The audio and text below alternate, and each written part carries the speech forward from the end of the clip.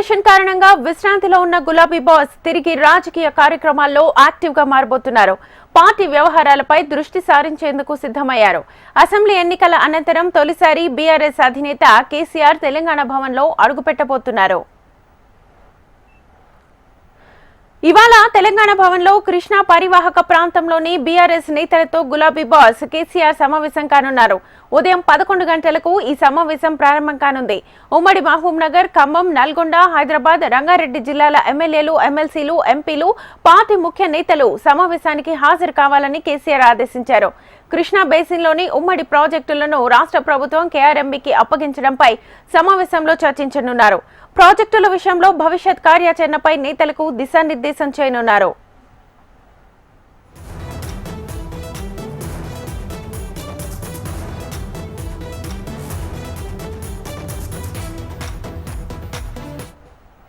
మరోవైపు అసెంబ్లీ సమావేశాలు, రాష్ట్ర ప్రభుత్వం కేబినెట్ సమావేశంలో తీసుకున్న నిర్ణయాలపై బీఆర్ఎస్ నేతలతో చర్చించనున్నారు కేసీఆర్.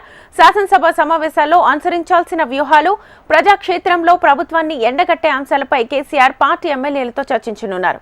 ఇక అసెంబ్లీ సమావేశాల అనంతరం నల్గొండలో బీఆర్ఎస్ బహిరంగ సభపై కూడా ఇవాల్టి సమావేశంలో చర్చించనున్నారు.